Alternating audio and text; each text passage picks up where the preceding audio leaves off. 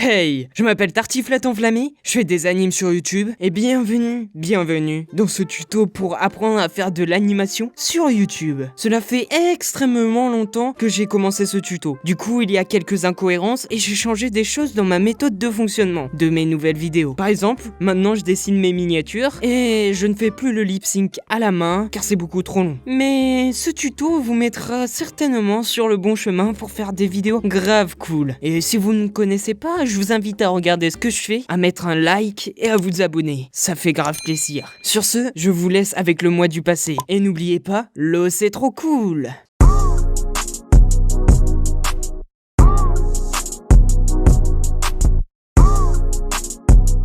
Disclaimer. Avant que la vidéo commence, je vous préviens que je suis en aucun cas professionnel en la matière. Juste un amateur qui a fait son petit bonhomme de chemin et qui veut vous partager sa méthode de fonctionnement pour ses vidéos. Il ne faut donc pas boire mes paroles comme de l'eau bénite. Et j'accepterai tout conseil. De plus, je n'animerai pas cette vidéo. C'est pas le but de la vidéo vu que je veux vous apprendre à animer et si je devais l'animer, ça serait beaucoup trop long. Pour finir, je dois dire que je monte cette vidéo sur Premiere et c'est mon premier montage avec ce logiciel, donc je vous demanderai d'être indulgent. Et si jamais vous avez déjà vu la vidéo de Ginger Peel How to YouTube, vous vous rendrez sûrement compte de quelques similitudes, étant donné que j'ai utilisé cette vidéo comme pied d'appui pour commencer. Si ce n'est pas le cas, je vous invite à aller la regarder, le lien sera dans la description. Mais ce n'est pas tout. Je mettrai aussi d'autres liens de vidéos qui seront très intéressantes pour vous aider à vous lancer dans ce merveilleux monde qu'est l'animation. Maintenant que tout cela est dit, nous pouvons passer à la vidéo. Mon matériel, j'ai un ordi MSI GF63 8RD 056FR exactement. Pour ce qui est de la tablette, j'ai une Wacom Cintiq 13HD. Et pour mon micro, un Blue Yeti. Pour ce qui est de l'ordi, je pense que n'importe quel ordi assez puissant pourrait faire l'affaire. Pour ce qui est du micro, j'utilisais auparavant un Burde M1. Il m'allait bien, mais j'ai préféré augmenter la qualité avec ce nouveau micro. Le Burde M1 est donc une alternative moins chère au Blue Yeti. Pour ce qui est de la tablette, tout fait office. C'est juste que j'ai de la chance d'avoir une Cintiq 13 HD et que c'est très agréable de travailler dessus. Donc, si vous avez une tablette telle que la Wacom Intuos par exemple, cela est très bien pour commencer. Le matériel ne doit pas être une excuse pour vous lancer. Première étape, le script. Personnellement, pour écrire mon script, j'utilise Docs. Pour moi, cela est beaucoup plus pratique étant donné que le document est synchronisé avec tous mes appareils. Quand une idée me passe par la tête, je la note sur mon téléphone et je la développe sur mon ordinateur. Il faut ensuite enregistrer ce magnifique texte que nous venons d'écrire. Cela nous mène donc naturellement à la deuxième étape, l'enregistrement. Pour cela, j'utilise Audacity dans un premier temps et ensuite Levelator. J'enregistre ma magnifique voix en appuyant sur le bouton rouge. Une fois le texte dit, j'applique l'effet réduction de bruit. Pour cela, c'est très simple. Il faut rester appuyé sur le clic gauche et sélectionner un échantillon de bruit. Une fois cela fait, allez dans Effets, Réduction de bruit, puis cliquez sur le bouton Prendre le profil du bruit. Ensuite, sélectionnez toute la partie de votre piste où vous voulez appliquer cet effet, c'est-à-dire dans notre cas, toute la piste. Allez à nouveau dans Réduction de bruit et cette fois cliquez sur Valider. Félicitations, votre son est maintenant purifié. Nous allons maintenant exporter notre fichier. Pour cela, allez dans Fichier, Exporter, Exporter en Wave. Il faut impérativement que votre fichier soit en .wave, sinon vous ne pourrez pas le glisser dans Animate. Attribuez à ce fichier le nom que vous voulez. En l'occurrence, les chaussettes c'est cool. Cliquez sur Enregistrer. Dans ce deuxième temps, nous allons utiliser Levelator. Ce logiciel a pour effet d'égaliser vos pistes audio. Comme ça, vous pourrez crier dans une partie et chuchoter dans une autre et ce sera au même volume sonore. Pour cela, trouvez le fichier que vous venez d'exporter. Glissez-le dans Levelator. Cela a pour effet de créer un nouveau fichier avec marqué .output. C'est ce fichier que nous utiliserons ensuite. Et on peut passer à l'étape que vous attendiez tous, l'animation. Étape 3, l'animation. Il y a plusieurs logiciels très sympatoches, mais pour ma part, j'utilise Adobe Animate. En effet, ce tuto est basé que pour ce logiciel. Pourquoi j'utilise Adobe Animate ? Tout simplement car j'ai commencé dessus. Personnellement, je suis passé par plusieurs étapes, plusieurs façons d'animer, étant donné que j'expérimente beaucoup de choses, et que j'ai encore plein de choses à apprendre. Dans cette vidéo, je ne vais pas rentrer dans les détails pour ce qu'il s'agit de l'animation traditionnelle, mais je vais vous montrer quelques manières très simples d'animer pour que vous puissiez commencer à faire des vidéos. Ensuite, en expérimentant comme moi, vous comprendrez de mieux en mieux l'univers de l'animation et vous comprendrez ce qui est bien, ce qu'il faut faire et ce qu'il faut pas faire. Mais si vous voulez vraiment vous lancer dans l'animation traditionnelle, cette vidéo ne vous aidera pas à comprendre le principe. Par contre, je vous invite à regarder une vidéo qui sera dans la description appelée Les 12 principes de l'animation, fait par Alan Baker. Voici une petite introduction qui vous permettra de suivre la vidéo plus facilement. Si jamais j'emploie le terme de frame, cela veut dire image. Squash and stretch signifie étirer et écraser. F5 permet de rallonger une frame existante. F6 de créer une copie de la frame précédente. Et F7 de créer une frame vierge. Pour ce qui est de F8, cela permet de créer un symbole. Nous verrons ensuite à quoi cela sert. Lorsque vous ouvrirez Animate, plusieurs choix s'offrent à vous. Full HD, HD, 4K ou standard. Prenez celui qui vous convient. Dans tous les cas, quand nous exporterons, nous pourrons choisir notre résolution, étant donné que ce logiciel est un logiciel vectoriel. Je peux par exemple choisir un projet en HD et décider de l'exporter en Full HD. Pour ma part, je vais utiliser Full HD et je vais appuyer sur Créer. Une interface apparaît alors. Ici, nous pouvons retrouver au milieu ce qui va nous servir à dessiner, sur le côté gauche, la barre d'outils, en bas, la timeline, et à droite, des propriétés, couleurs, nuanciers et bibliothèques. C'est bien d'être familier avec un logiciel. C'est pour ça que, après cette vidéo, je vous conseille d'en regarder une sur le logiciel. Cela vous permettra d'être plus efficace et moins lent. Mais je vais faire en sorte de rendre le tuto assez accessible pour que vous pouviez tout comprendre sans connaître le logiciel. Passons donc maintenant sans plus tarder à la création de notre personnage. Pour dessiner, nous allons utiliser l'outil pinceau. Pour cela, appuyez sur B ou cliquez directement sur le pinceau. Dans la barre propriétés, nous allons avoir des paramètres. Les plus importants seront ce bouton qui vous permettra d'activer la sensibilité en fonction de la pression, la taille du pinceau et la taille minimum si jamais vous activez la pression, la case taille de zoom avec la scène que je vous conseille de toujours cocher, et pour finir le lissage. Pour ce qu'il s'agit du lissage, si vous mettez height ou haut en français, eh bien vous aurez un trait très lisse. Mais si vous mettez low, ce sera un trait granuleux. Personnellement, j'aime les deux et j'ai utilisé l'aspect granuleux dans la vidéo pour Cyril MP4. Faisons tout d'abord la tête du personnage. Une fois celle-ci faite, sans les yeux et sans la bouche, convertissez-la en symbole. Appuyez sur F8, mettez le nom de votre symbole, donc en l'occurrence ici tête, et cliquez sur graphique. Un symbole a une timeline différente, et cela évite d'avoir 20 000 calques sur la scène principale étant donné que nous pouvons créer des calques à l'intérieur de ce symbole. Cela permet d'aller beaucoup plus vite et d'être beaucoup plus efficace. Pour le cas de ma tête, cela va me permettre de mettre la couleur. Je vais créer un nouveau calque en cliquant sur ce bouton, et je vais ensuite trouver une couleur qui me satisfait, c'est-à-dire une couleur qui ne soit pas trop terne, pour ajouter un ombrage. Par exemple, pour ombrer le blanc, j'utilise un bleu plutôt clair dans ce cas-là. Pour faire votre couleur, je vous conseille de dupliquer le calque où se trouve le contour, puis ensuite verrouiller ce calque avec les contours et remplir et faire votre couleur sur le calque que vous venez de dupliquer. Je crée ensuite les yeux dans un nouveau symbole. Cela va nous permettre dans ce symbole de mettre différents types de yeux et ensuite de les choisir en fonction de l'expression que nous voulons. Nous allons faire de même pour l'expression de la bouche. Cette fois-ci, cela relève du lip sync. Nous créons encore une fois un nouveau symbole et sur le calque 1, nous allons dessiner plusieurs formes de bouche. Pour cela, à chaque nouvelle forme de bouche, nous allons appuyer sur F7 pour créer une image vide. Les différentes bouches correspondent aux différents sons. Et il faut ensuite adapter par rapport aux expressions. Voici une image avec les différentes bouches correspondant aux différents sons. Celle-ci est tirée du tuto How to YouTube de Gingerpeel. De même que pour la tête, je crée le corps. F8, nouveau symbole, body, et je duplique les contours afin de pouvoir ajouter les ombrages. Je vais ensuite aller sur la scène et encore en créant un nouveau calque, je vais faire les bras et les pieds. je vais mettre les bras dans un nouveau symbole, ce qui va me permettre de faire différentes poses. Je tiens à mentionner le fait que dans mon symbole bras, j'ai un calque pour un bras et un calque pour un autre. Pour ce qui est des pieds, ici je ne les mets pas dans un symbole, étant donné que je ne vais ni les colorer, ni faire différentes poses. Nous avons maintenant notre magnifique personnage. Pour ce qui est du vôtre, je vous conseille de faire un personnage plutôt simple à animer, mais aussi un personnage qui est mémorable. Personnellement, j'ai fait des recherches avant de trouver le mien, c'est-à-dire le design de Tartiflette Enflammée. Je vous conseille aussi de faire un brouillon au préalable si vous en avez besoin. Pour cela, vous avez juste à créer un nouveau calque, dessiner dessus, et ensuite, pour en créer, vous baissez l'opacité de ce premier calque. Vous en créez un par-dessus,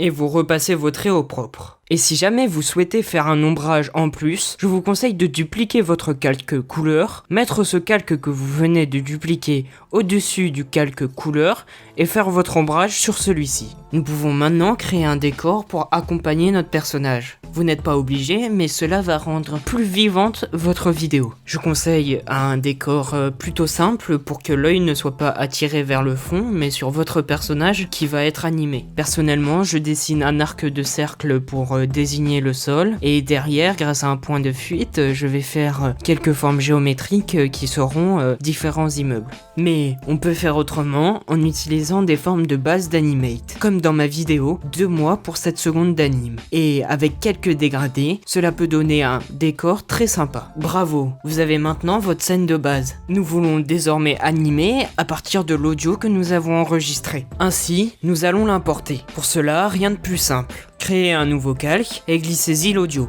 Voilà, votre audio est importé. Il va falloir maintenant faire la synchronisation labiale ou lip sync à partir des bouches que nous avons créées précédemment. Allez donc sur le calque contenant le symbole de la bouche. Pour animer le lip sync, on veut que les frames de la bouche soient de la même longueur que l'audio. Pour cela, on peut ajouter des frames avec F5 ou alors étirer les frames comme présenté ici. Cliquez ensuite sur le symbole de la bouche et assurez-vous que le symbole soit en image unique dans Propriétés. Si ce n'est pas le cas, cliquez sur le menu déroulant Options et cliquez sur Image unique.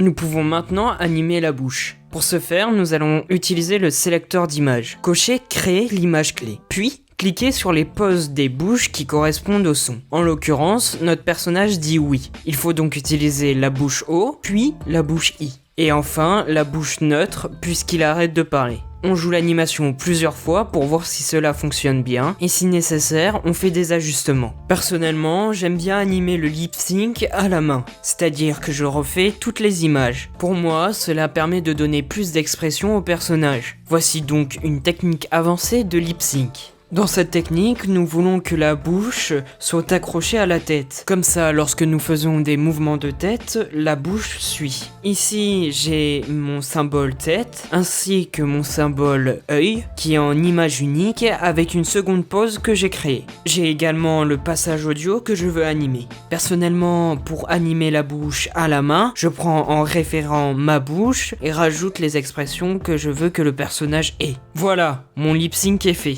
Maintenant, je vais cliquer sur le symbole de la tête et je vais faire F8, créer un nouveau symbole. Ce symbole, je vais l'appeler lip sync. Pour l'instant, il ne contient qu'une frame qui est une frame contenant le symbole tête. Je vais donc couper les calques contenant le lip sync ainsi que les yeux. Je vais les coller à l'intérieur du symbole appelé lip sync. Je n'ai plus qu'à déplacer la tête pour qu'elle soit au même endroit que les yeux et la bouche. Et cela va nous permettre de faire des mouvements de tête en toute tranquillité si nous le voulons. Nous allons faire cela ensuite, mais d'abord rajoutons un mouvement de caméra virtuelle pour accentuer notre discours. Cliquez sur l'outil caméra ou appuyez sur C, un nouveau calque apparaîtra correspondant au calque caméra. Pour ma part, je veux qu'il y ait un plan rapproché sur mon personnage lorsqu'il dit « les chaussettes c'est trop cool ». Je vais donc créer 2 frames, l'une là où je veux que le zoom commence et l'autre là où je veux qu'il finisse. Vu que je veux faire un zoom, je vais approcher la caméra de mon personnage en déplaçant le curseur ci-dessous ou alors en augmentant la propriété zoom. Entre ces 2 frames, je fais clic droit, interpolation classique. Je clique sur cette interpolation classique. Je me rends dans propriété, interpolation, je vais trouver classic ease. Je vais cliquer dessus et ici plusieurs paramètres s'offrent à moi. Si je souhaite que la caméra ralentisse au début et accélère à la fin, je clique sur Ease In. Au contraire, si je veux qu'elle accélère au début et ralentisse à la fin, je clique sur Ease Out. Et si je veux qu'elle ralentisse au début, puis accélère, puis ralentisse à la fin, je clique sur Ease In Out. C'est ce mouvement que je choisis le plus souvent car il me paraît plus naturel. Utilisons dès à présent les poses que nous avons faites précédemment pour accompagner notre lip sync. Pour cela, on veille bien que le symbole bras soit en image unique et nous créons une image clé avec F6 lorsque nous voulons que notre personnage change de pose. Le rendu sera un peu brut, c'est normal. Nous allons adoucir cela. Créer une nouvelle image clé avant le changement de pose ainsi qu'une autre après le changement de pose. Pour la première frame, étirez-la vers le bas, c'est-à-dire qu'il faut que cette frame soit plus basse que la précédente. Cela donnera comme effet une anticipation du personnage avant le mouvement. Nous allons maintenant changer celle du milieu. Cliquez sur celle-ci et cette fois-ci étirez-la vers le haut. Cela donnera aussi un effet plus naturel étant donné que le personnage sera emporté par le mouvement qu'il fait et après reviendra à la position que l'on voulait de base. Et donc important à chaque fois d'avoir une frame d'anticipation du mouvement et une frame où le personnage va trop loin dans son mouvement, si je puis dire comme cela. Cette action est appelée overlap si je ne dis pas de bêtises. Reliez les trois frames par une interpolation classique et dans la première interpolation, à côté de classique is dans propriété, entrez une valeur négative.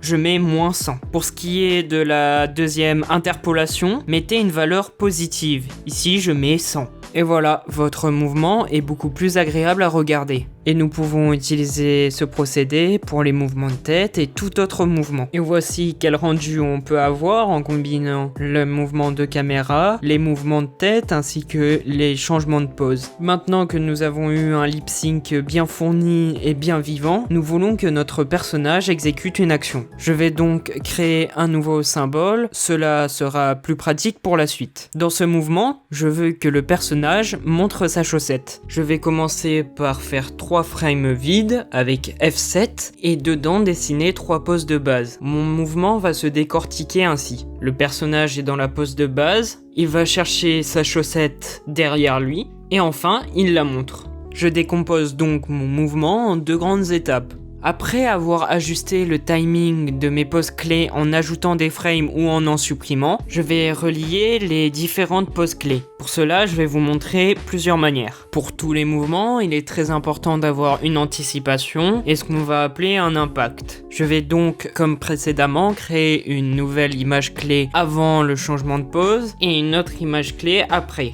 Cette fois-ci, pour la première image clé, je vais l'étirer vers le haut, étant donné que le personnage va aller vers le bas. L'anticipation est donc dans le sens contraire du mouvement. Et pour ce qui est de ce que l'on va appeler l'impact, je vais l'étirer vers le bas ainsi qu'un peu vers le côté. Pour que ce mouvement ait l'air plus correct, nous allons créer une nouvelle image vide entre ces 2 positions. Pour les relier, nous pouvons utiliser ce que l'on appelle un smear. Le smear a pour but de retranscrire le flou de mouvement que l'on peut constater dans la vraie vie lors de mouvements rapides. Il n'y a pas vraiment de technique pour en faire un, mais voici des exemples de smear dont vous pouvez vous inspirer pour faire les vôtres. En général, un smear dure 1 frame ou 2, mais un smear est plus pour les mouvements rapides. Ici, je n'ai pas envie que le premier mouvement soit interprété ainsi. Je vais donc faire autrement. Lorsque vous animez, il faut garder en tête quelques principes. Plus il y aura de pause ou plus il y aura de frame, plus votre mouvement sera lent. Prenons par exemple ce mouvement de coup de poing. Un coup de poing est plutôt rapide. Il y a 2 versions qui respectent ceci. Une avec un smear et une sans smear. On observe déjà que celle sans smear paraît plus lente. Mais qu'en est-il de la 3e version ? Ici, j'ai rajouté beaucoup plus de pauses. On remarque que j'ai eu beaucoup plus de mal à l'animer et que par conséquent, le mouvement perd de son sens. De plus, il n'y a pas l'impact escompté vu qu'il paraît très lent. Pour finir, le mouvement paraît très linéaire étant donné que je n'ai pas gardé en tête un autre principe très important, c'est se poser la question de quand on exécute ce mouvement, y a-t-il un ralenti au début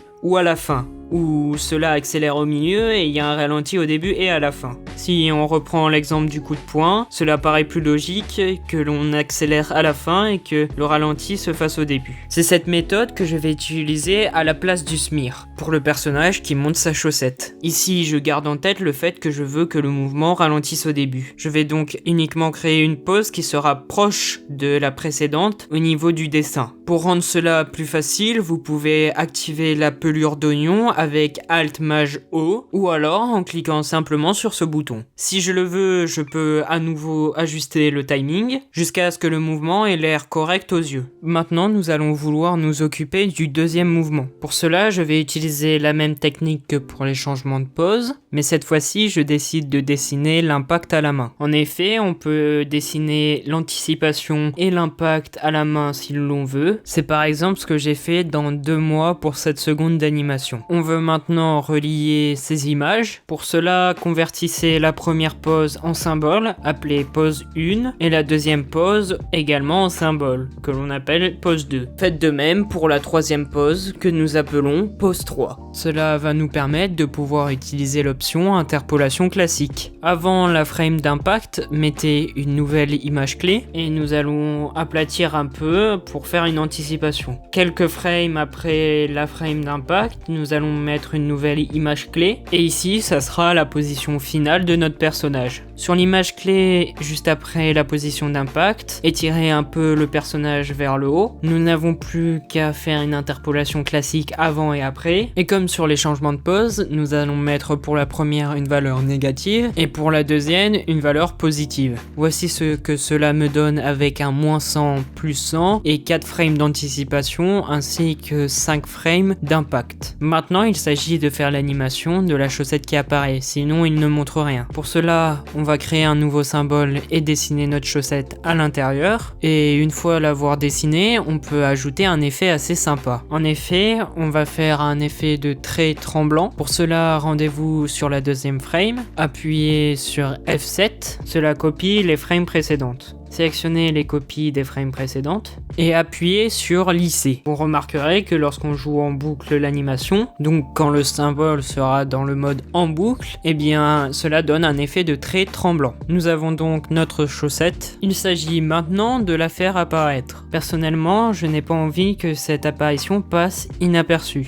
Ce que je vais faire, c'est que je vais créer ce que l'on appelle un FX pour accentuer l'apparition. Pour cela, je crée un nouveau symbole et je vais animer une sorte de trait d'accentuation. Une fois avoir fait cela, je clique sur le symbole chaussette et je vais créer un nouveau symbole appelé chaussette avec FX. Dans ce symbole, je vais y mettre le FX en plus de la chaussette qui est déjà présente. Et étant donné que le FX n'est qu'un trait et que je veux qu'il y ait plusieurs traits autour de cette chaussette, je vais dupliquer plusieurs fois le symbole pour avoir la disposition que je désire. Je sélectionne tout le calque où il y a mes FX et dans propriétés, je vais choisir lire une seule fois. Les FX que je voulais faire sont terminés. Je vais donc m'atteler à l'apparition de la chaussette. Pour cela, je vais utiliser encore la technique du -100 +100 en créant 3 images clés. La première où la chaussette sera très aplatie, la deuxième où la chaussette sera très étirée et la troisième où ça sera sa position finale. Je n'ai plus qu'à les relier avec une interpolation classique et comme propriété, dans la première -100 et dans la deuxième +100. J'ajuste mon timing afin que lorsque la chaussette est très étirée, les traits des FX soient les plus grands.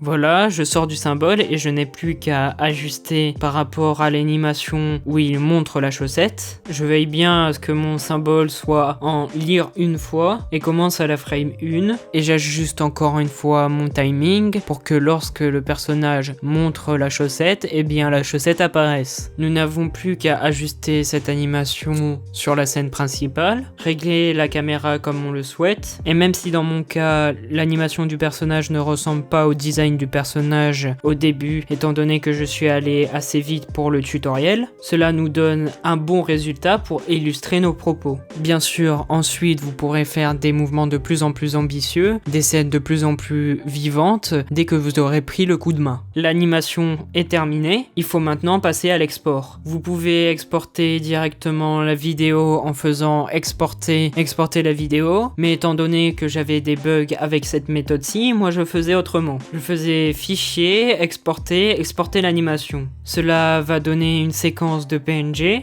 Et personnellement, comme résolution, j'utilise de la 2K. Comme ça, si en post-prod je décide de zoomer, eh bien il n'y aura pas de perte de qualité, vu que le rendu de la vidéo sera en 1080p. Une fois le fichier exporté, il faut l'importer dans votre logiciel de montage. Alors, pour Vegas Pro, cliquez sur Fichier, Ouvrir, cherchez votre fichier, cliquez sur la première image de votre séquence, puis cochez Ouvrir une séquence. Cliquez sur Ouvrir. Une fenêtre de propriété va s'ouvrir. Ici, il est très important que dans Fréquence image, vous mettiez le nombre d'images secondes avec lequel vous animez. En général, c'est 24 images secondes. Nous pouvons changer le framerate dans Propriétés dans le document de Adobe Animate. Mais normalement, c'est le nombre de base. Et c'est bien entendu celui que je recommande fortement. Pour Premiere Pro, cliquez sur Fichier, Importer, cliquez sur la première image de votre animation, puis cochez Séquence d'images. Faites Ouvrir. Dans votre fenêtre Projet va apparaître votre séquence d'images. Si comme moi, Premiere Pro a mal détecté le framerate, vous pouvez le changer. Pour cela, faites clic droit en sélectionnant la séquence d'image, allez sur Modifier, puis cliquez sur Métrage. Une fenêtre va apparaître, et dans celle-ci, cliquez sur Conformer à et mettez votre framerate, c'est-à-dire dans notre cas 24 images secondes. Vous pouvez maintenant glisser l'animation dans votre séquence, et si un message apparaît avec marqué avertissement de non-concordance des éléments, moi je clique sur Modifier les réglages d'une séquence, car je veux que la séquence s'adapte à mon animation. Pour ce qui est des paramètres d'export, voici mes paramètres d'export de Vegas Pro et mes paramètres d'export de Premiere Pro. Je ne les ai pas encore définis vu que c'est la première fois que j'utilise ce logiciel. Je vous laisse donc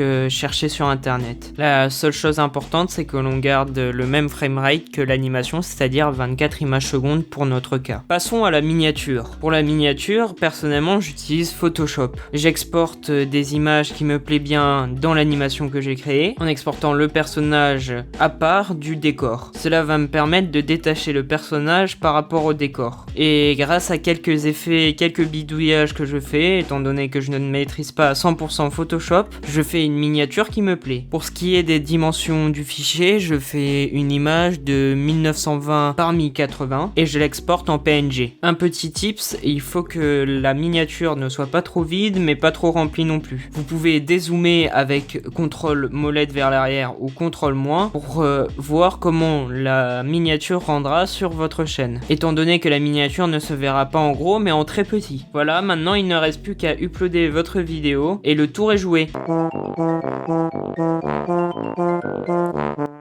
Oui, les chaussettes c'est trop cool.